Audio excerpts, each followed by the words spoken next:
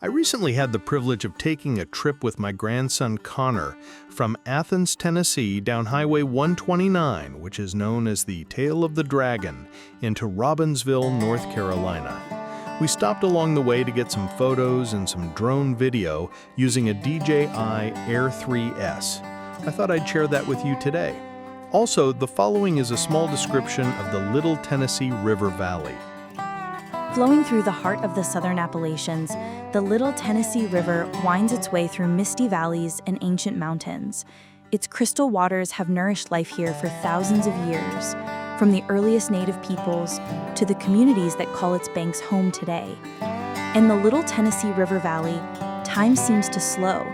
The air is filled with birdsong, and every bend in the river tells a story. It's more than a place on a map. It's a living tapestry of history, nature, and beauty.